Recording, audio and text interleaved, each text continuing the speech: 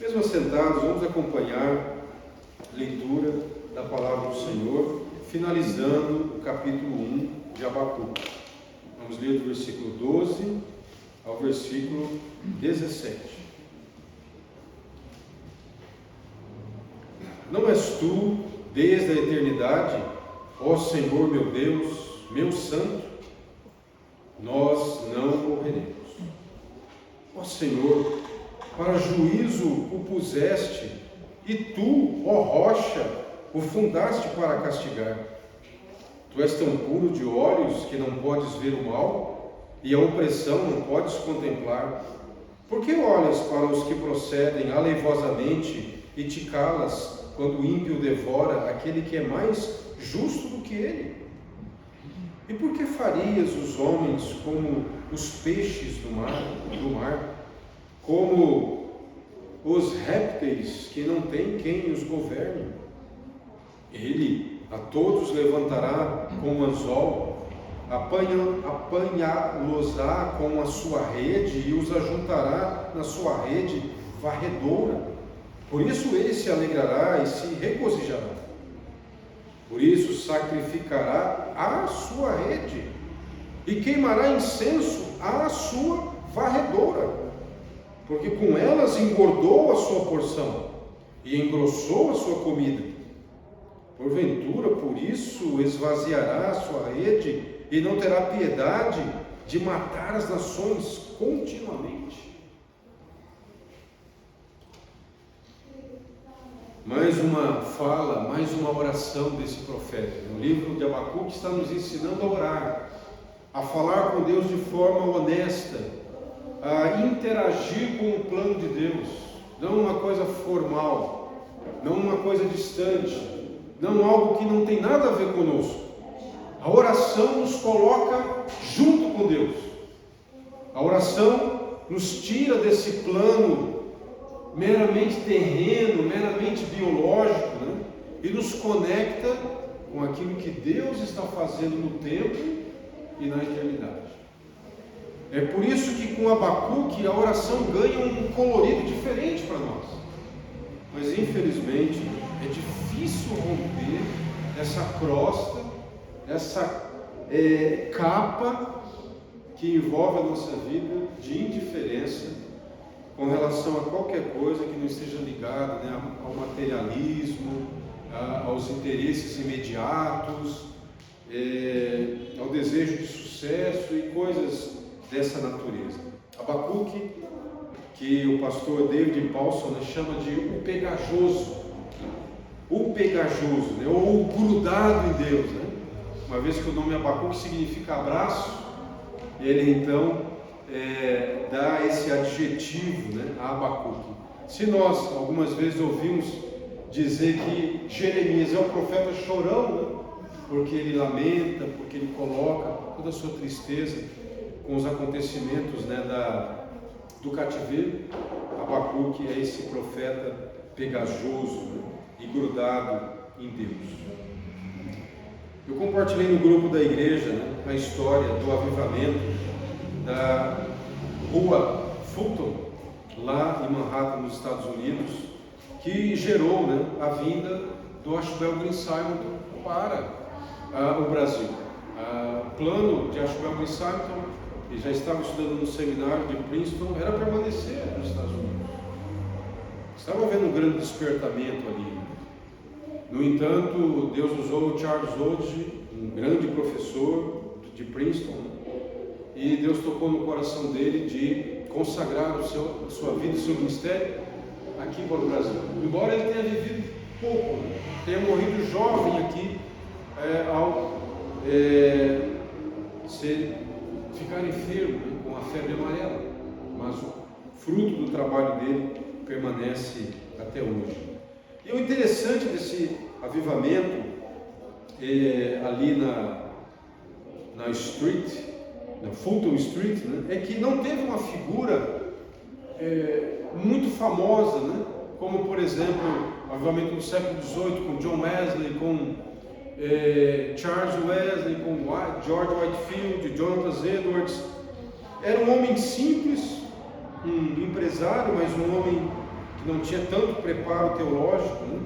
E que convidou as pessoas a estarem ali em 1857, né, orando,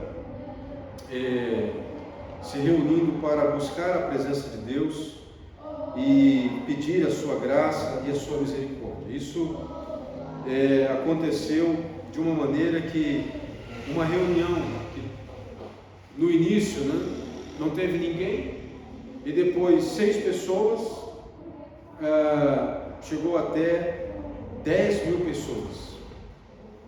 Então, no centro de Nova York, numa época em que, por exemplo, só em Nova York teve 30.000 desempregados, né? Houve uma crise econômica, as pessoas estavam abaladas, né? A perda do seu trabalho, perda de propriedades, perspectiva profissional. E naquele ambiente desesperador, esse homem foi ali iniciar um trabalho evangelístico que começou com uma reunião de oração. E ele fez um pequeno folheto para convidar as pessoas, e uma parte do folheto, né, ele dizia o seguinte, né, ele colocou uma pergunta, com que frequência devemos orar? E aí ele escreveu naquele folheto a sua resposta: com a frequência com que a linguagem da oração estiver em nosso coração, com a frequência em que eu senti a necessidade em minha alma de buscar uma ajuda de Deus, com a frequência em que a tentação me assaltar, com a frequência com que a minha atenção for desviada ou meu coração for invadido pelo espírito mundano. Então ele espalhou esse folheto e ele convidou, né, para o dia 23 de setembro de 1857, ao meio-dia, o início dessa oração. O cartaz falava para as pessoas entrarem, orarem 5 minutos, 10 minutos ou 20 minutos. E ainda havia um aviso embaixo, né? Sem discussão de pontos controversos. Orar, buscar a presença de Deus, não ficar batendo boca. Se hoje nós já estamos num ambiente complexo desse, né? Imagina naquela época, né? E aí, quando ele abriu, né, as portas do templo, ele ficou aguardando 5 minutos, 10 minutos, 20 minutos, 25 minutos, meia hora, não veio ninguém. Ele começou a orar, estava ali de joelhos orando, né, até que de repente apareceu 1, 2, 3, 6 pessoas. Depois, na outra semana, vieram mais 40, e em 6 meses a reunião já tinha 10.000 pessoas, buscando a presença de Deus. Jeremias Lauper, um homem simples, mas que entendeu que a mudança poderia acontecer a partir de uma intervenção do Senhor. Então, por isso, o propósito de orar. Alguns irmãos da nossa igreja estiveram, na década de 90, visitando a igreja presbiteriana da Coreia do Sul e ficaram impressionados também com o lugar que aquela igreja dava à oração. Então, 5 horas da manhã, 6 horas da manhã, que já era o horário que eles estavam indo para o trabalho, as igrejas abriam para orar. 5.000, 10.000 pessoas, 2.000 pessoas, né, orando antes de ir para o trabalho. Mas o que leva, né, essas pessoas a buscarem a presença do Senhor? O sofrimento, a necessidade, carência. E aqui está Abacuque também, né? Ele inicia sua oração, como nós vimos no início do capítulo 1, perturbado por ver a decadência espiritual do seu povo e por achar que Deus não estava fazendo nada. Ele não via sinais e evidências de que alguma coisa estava sendo feita. Então, na sua oração, ele pergunta ao Senhor se o Senhor não poderia tomar providência e fazer alguma coisa. Ele acha que não está sendo feito nada. E aí, as suas primeiras perguntas, Deus responde que está preparando sim algo, e que esse algo é justamente a disciplina por meio dos caldeus, por meio de um povo agressivo e violento. E agora, na continuidade da oração de Abacuque, né, Abacuque mostra a sua perplexidade, dizendo como é que Deus pode usar pessoas, né, piores do que o seu próprio povo. Será que Deus concorda com com os seus, as suas atitudes, as suas ações. Deus concorda com os seus valores, com a estrutura, a organização da Babilônia. Né? Quais são as conclusões que o profeta está tirando em relação a isso? Ele abandona a fé, ele se isola, ele fica deprimido, ele vai para um canto? Não, ele continua orando, porque no coração dele, ele está se dirigindo a um Deus justo, a um Deus eterno, a um Deus santo, a um Deus fidedigno, em quem ele pode confiar. Como Abraão, quando orou também por Ló, confiando que Deus, na sua sabedoria, no seu poder, poderia resgatar o seu sonho. Abraão poderia dizer: bom, se Deus já determinou destruir a cidade, o que eu posso fazer? E afinal de contas, Ló também me deu muitos problemas. Criou desentendimentos e brigas com os meus pastores e escolheu ir para aquela região. É uma atitude dele. Mas não é isso que Abraão tinha aprendido a respeito de Deus, né? Na sua longa jornada de companheirismo, de viagens. E por isso ele ora, confiando que de alguma maneira Deus pode salvar o seu sobrinho, Deus pode intervir. Deus assim faz. Antes de destruir Sodoma e Gomorra, o Senhor tira Ló daquela região. Então, o pastor Martin Lloyd-Jones, né, trabalhando esse texto, ele nos convida a pensar nos princípios que Abacuque usou para lidar com a sua perplexidade, com as situações difíceis de entender da realidade com que ele se deparava. E o pastor Martin Lloyd-Jones diz: nós precisamos aprender a aplicar esses princípios de Abacuque na nossa vida de oração.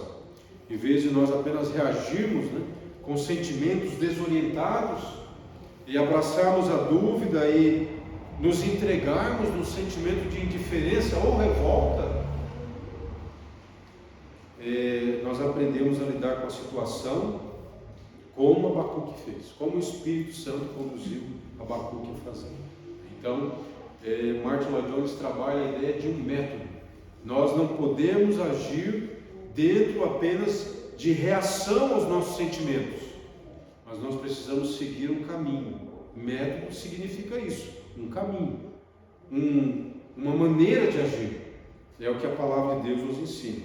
Então, a primeira parte desse método é pare para pensar. Pare para pensar. Nós temos colocado ali, né, assinada, selada e entregue, se referindo à nossa segurança, a proteção que nosso irmão Augusto compartilhou conosco no início da liturgia, na leitura daquele salmo. Deus tem nos dado uma salvação. Esse é outro significado de salvação, que está na palavra que traduzimos o conceito de salvação: segurança. E a nossa salvação, a nossa segurança, a nossa proteção, ela está assinada, ela está selada, ela está entregue. É confiável, é segura. Não é defeituosa, como o nosso irmão falou, né? Quem que vai querer adquirir alguma coisa que não seja confiável, que não seja segura? Mas para chegar nessa convicção, nessa tranquilidade, nessa confiança, nós precisamos seguir o método que o Espírito Santo guiou Abacuque. O pastor Martin Lloyd-Jones nos chama a atenção para a primeira parte desse método. Nós precisamos parar para pensar. Ele cita Tiago 1,19. Nós precisamos ser tardios para falar, tardios para se irar e prontos para ouvir. Esse ouvir significa pensar. O que Jesus dizia? Quem tem ouvidos para ouvir, ouça. Só que o ambiente que nós vivemos hoje, né, com as redes sociais que prometeram ampliar a comunicação, colocar as pessoas num entendimento, tem sido o contrário. As pessoas não têm parado para pensar, elas têm falado e jorrado o esgoto que está dentro de si. Até pastores estão usando uma linguagem inapropriada. Vamos pegar o exemplo de um pastor como Russell Shedd, piedoso, simples, deu a sua vida para elevar o nível educacional de missionários, pastores, evangelistas, presbíteros, homens e mulheres da igreja brasileira, trazendo uma editora para o nosso país, publicando livros de qualidade, enfrentando todo tipo de situação. Um homem que sempre teve uma palavra mansa, uma palavra tranquila. Nunca teve uma linguagem inapropriada. Nunca pôde ser visto com arrogância, com presunção. Tardio para falar, tardio para se irar, pronto para ouvir. Nós precisamos, a partir desse parar, desse pensar com as Escrituras, reformular alguns princípios importantes na nossa caminhada com relação aos dilemas, os desafios que se apresentam na nossa vida de oração. Então, um outro princípio que o pastor Martin Ladrão nos compartilha, que o Espírito Santo guiou Abacuque, foi não atacar os problemas de frente, mas indiretamente. A ideia de nos distanciarmos um pouco e pensarmos como é que Deus tem lidado com essa situação. Veja que no texto que nós lemos, Abacuque se coloca numa abrangência de tempo muito maior do que aquele pequeno momento e olha para a eternidade. Ele vai buscar no Deus que está acima desse tempo, daquele pequeno recorte que ele está vivendo, e ele amplia o seu olhar para o quadro maior. E então ele pode fazer essa declaração: não é tu desde a eternidade, ó Senhor, Senhor com todas as letras, é o nome Yahvé ou Jeová, aquele que é, que foi e sempre será, o eterno, meu Deus, meu santo. É essa pessoa que não está restrita à limitação do tempo, que ele quer colocar diante de si e procurar ouvir, procurar acalmar o seu coração e observar o que está acontecendo.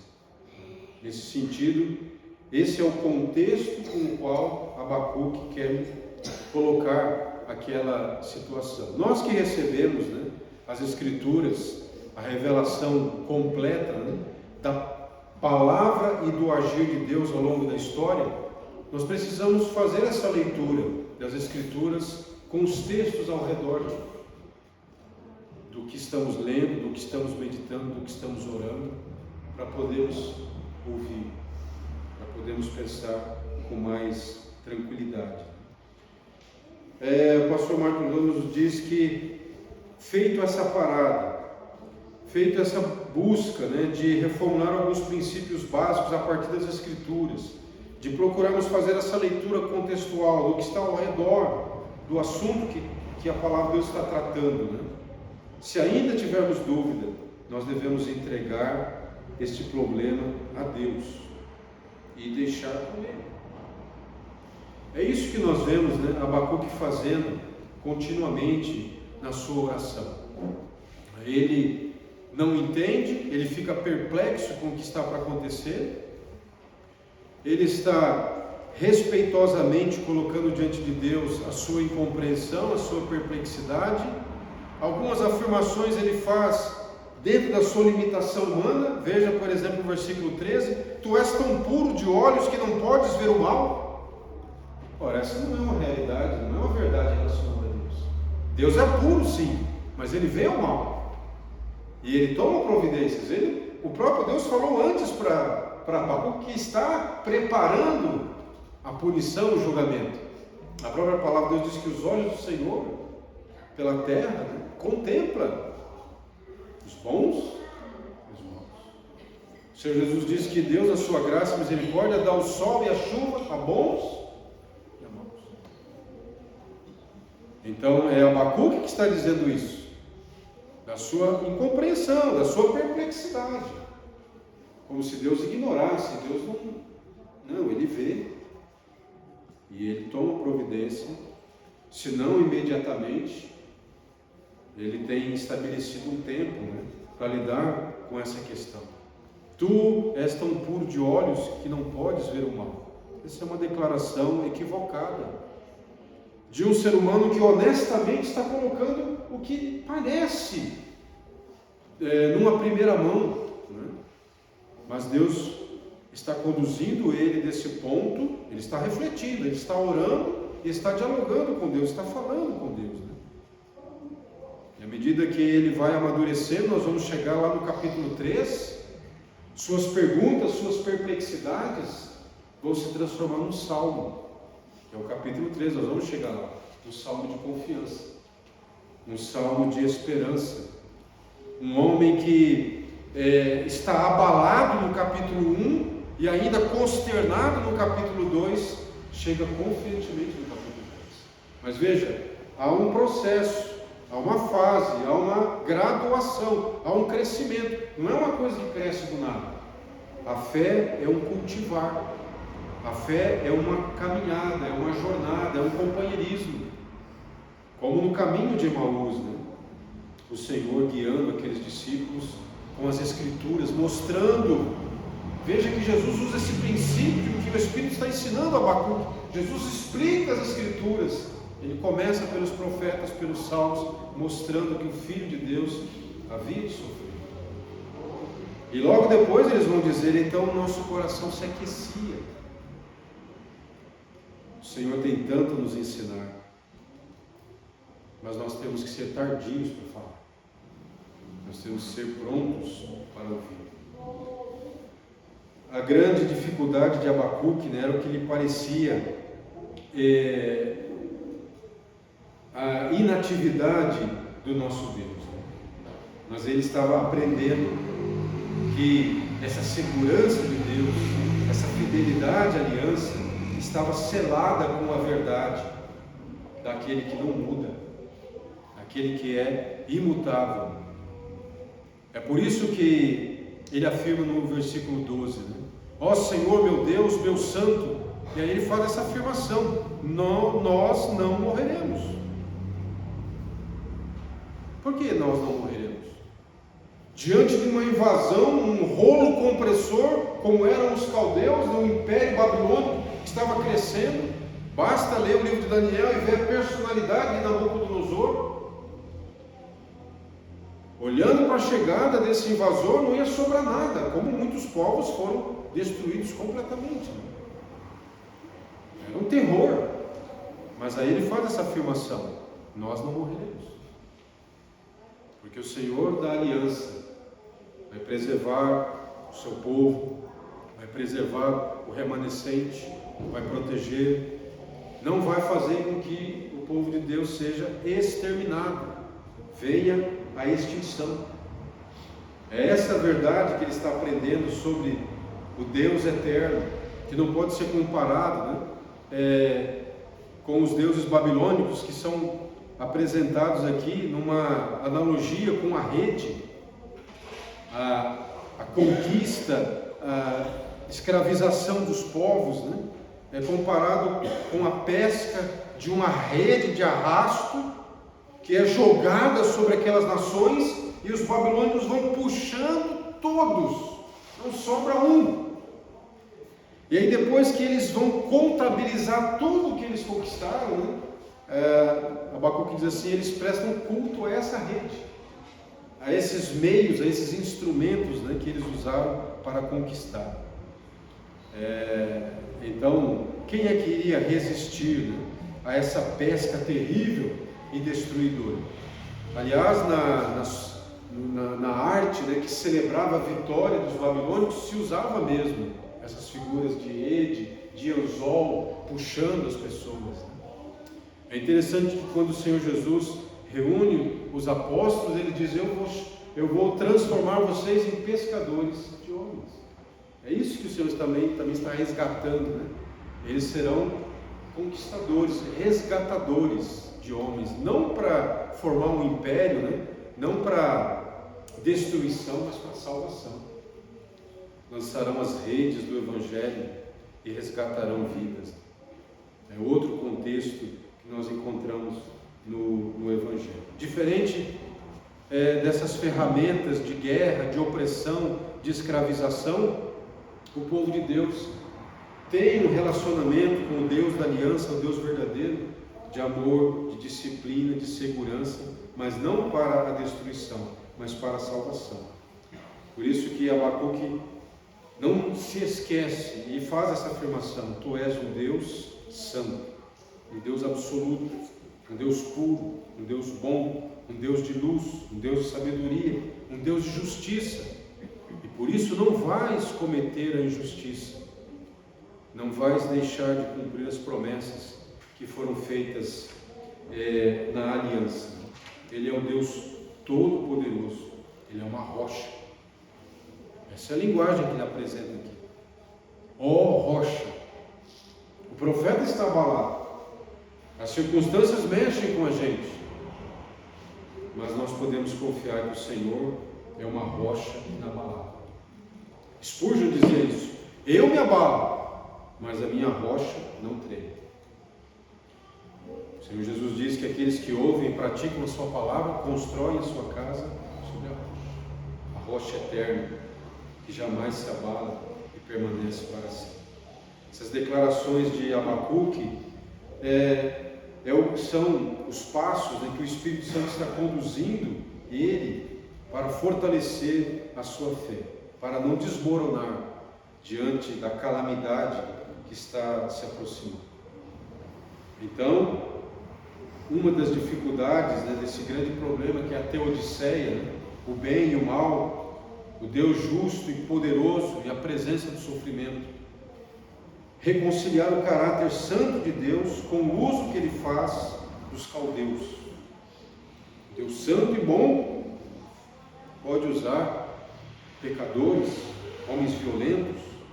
Como conciliar essas coisas? Uma vez que Deus odeia o pecado, não apoia de forma alguma a injustiça, como conciliar que Ele use essas circunstâncias? Nós podemos ampliar o quadro, né? Há pessoas que vão dizer: por que isso está acontecendo comigo? Por que essa enfermidade? Por que houve isso? Por que houve aquilo? Nós vivemos num mundo quebrado, nós vivemos num mundo doente, nós não entendemos paradoxos, né? Como duas coisas contrárias podem permanecer juntas ao mesmo tempo, numa mesma situação.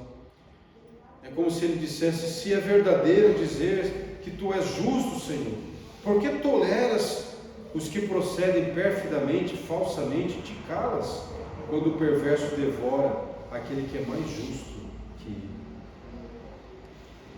Então, esse é um problema recorrente na nossa caminhada, né, como povo de Deus, num mundo em que premia a maldade e que dá mais valor, né, àqueles que agem de forma traiçoeira. Abacuque está nos mostrando que, de fato, ao abrirmos o nosso coração, ao derramarmos o nosso coração, nós sempre devemos caminhar na direção de confiar, de que, de alguma maneira, Deus vai lidar com esta incoerência, aparentemente, com essa contradição. Qual o exemplo que nós temos do Filho de Deus? Qual o exemplo que nós temos no Senhor Jesus Cristo?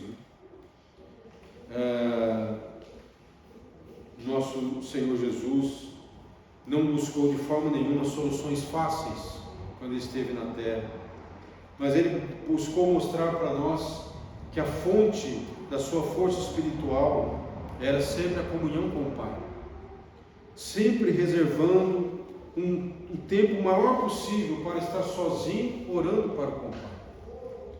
Diante das provocações, diante das carências, diante das necessidades, das zombarias, Ele agiu como um homem, como um humano, confiando e dependendo exclusivamente da vontade de Deus. Não fez uso da sua natureza de ser Deus, da sua deidade, mas sempre respondia como homem. Vejam quando Ele estava no deserto, sendo provocado por Satanás, né? Se és filho de Deus, transforma essa pedra em pão. O que Ele responde? Nem só de pão verá o homem. Ele está respondendo como homem. O maligno o provocou como filho de Deus. E ele respondeu como homem. Ele disse: nem só de pão viverá o homem. mas de toda palavra que procede da boca. Ele realmente se colocou no nosso lugar e lutou na nossa condição humana e demonstrou o quanto nós precisamos recarregarmos na fonte do amor eterno do nosso Deus, a ponto de lidarmos com essas contrariedades, essas provocações, essas circunstâncias desgastantes, esses fardos que vão pesando e nos cansando, mas nos é prometido da parte de Deus força.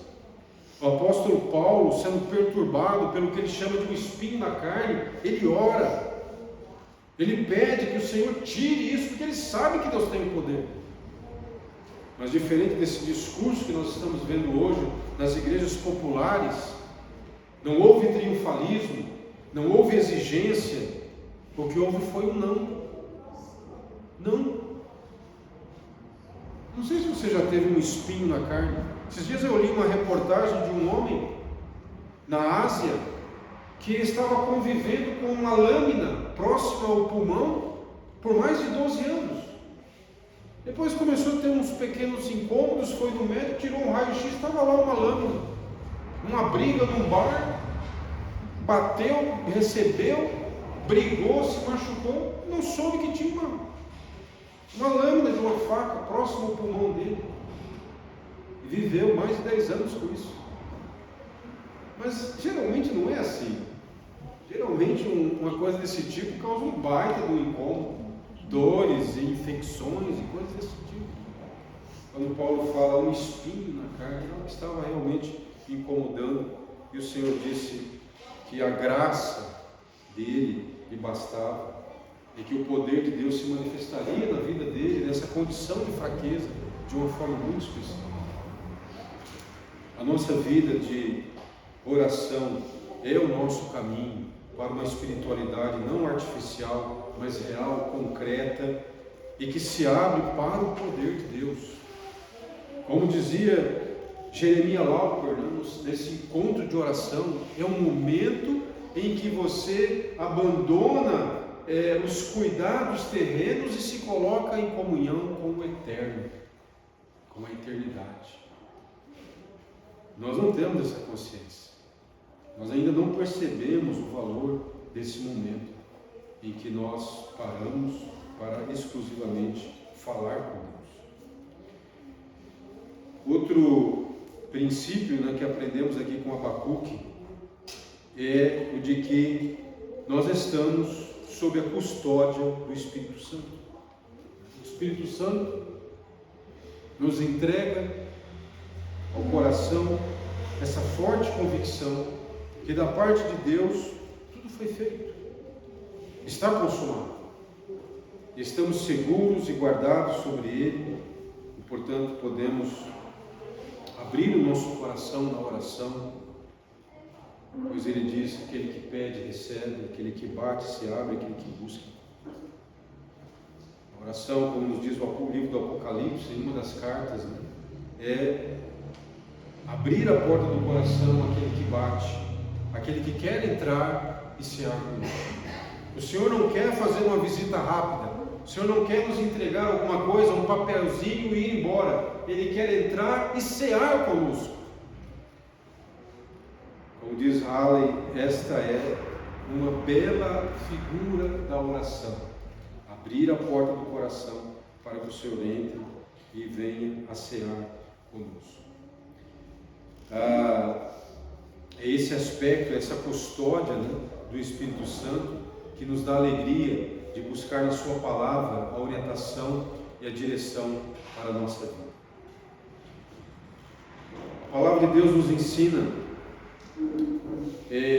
no capítulo 1 e capítulo 2 de Abacuque, que ele está lutando com Deus, ele se encontra numa condição miserável, ele clama, ele ora de forma impaciente, ele pede a justiça, ele demonstra que ele está triste, ele até caminhando de certa maneira para uma depressão.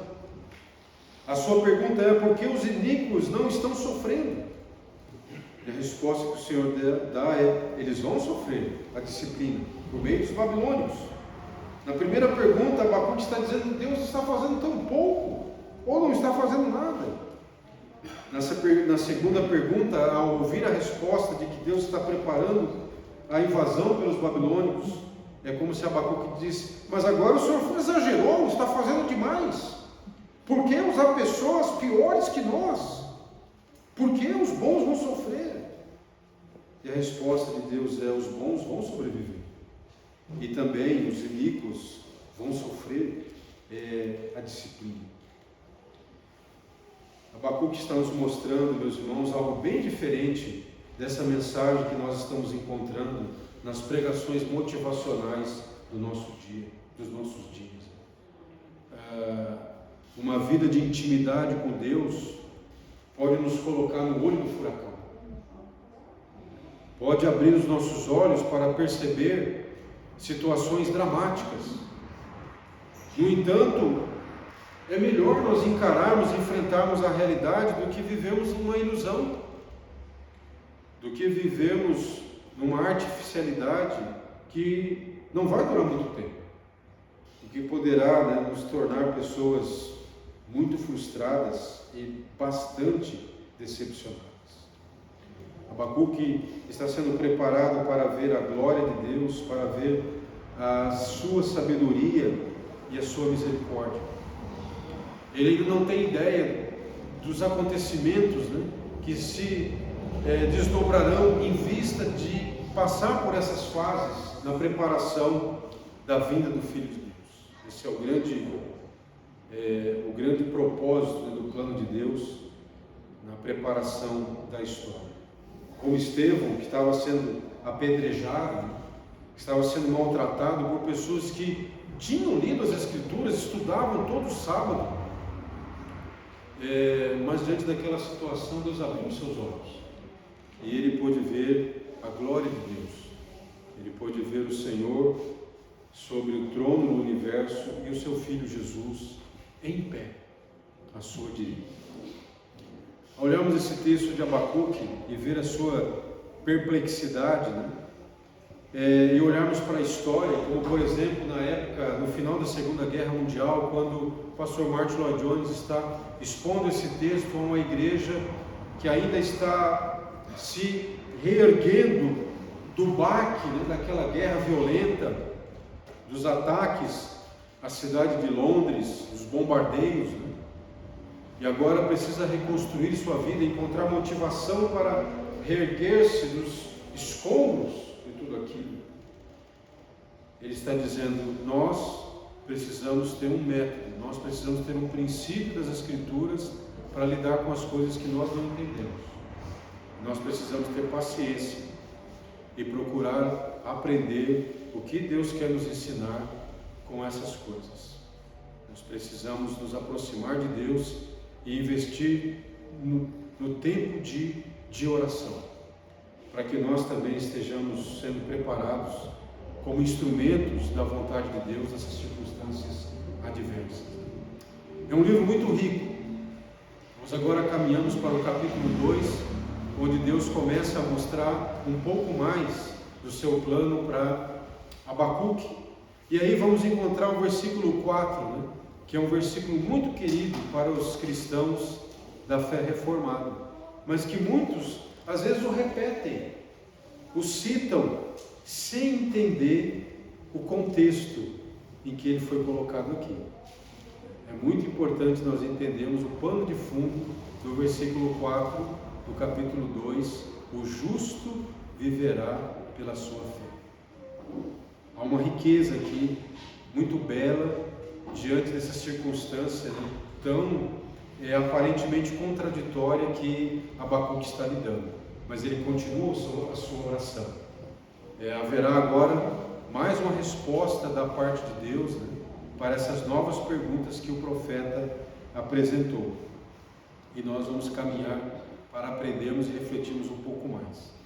Que Deus abençoe, meus irmãos, a sua leitura contínua durante essa semana, para se familiarizar com esse texto, para que no domingo que vem nós venhamos a meditar e refletir sobre o que significa o justo viver pela fé. O que significa essa fé? O que significa a citação que Paulo fala desse texto? Qual foi o entendimento dos nossos irmãos reformados naquela época, no final da Idade Média, e essa bandeira maravilhosa com a qual Deus movimentou as engrenagens da reforma? Leia esse texto, vá se preparando, para esse domingo. Nós podemos, com a graça de Deus, termos o nosso coração reaquecido com essa chama que um dia ardeu no coração de Lutero, dos pré-reformadores, John Wycliffe, John Hus, os valdenses, que um dia aqueceu o coração de John Wesley quando ele caminhava naquela avenida, e ele ouviu também uma pregação sobre esse assunto. Nós precisamos, de fato, meus irmãos, pedir que Deus revitalize a sua palavra, a sua aliança no nosso coração. Revitalize, e como disse o profeta Zacarias, no capítulo 12, que Deus derrame sobre a casa de Davi. Hoje nós somos a casa do filho de Davi. Que Deus derrame sobre a casa do filho de Davi um espírito de ação de graças e um espírito de súplicas. O que essa profecia de Zacarias está dizendo? Que Deus nos faça orar, que Deus nos faça buscar a sua presença. É por aí que começa o redirecionamento da nossa vida espiritual, a revitalização, o despertamento, o reavivamento da obra do Senhor. Amém? Vamos então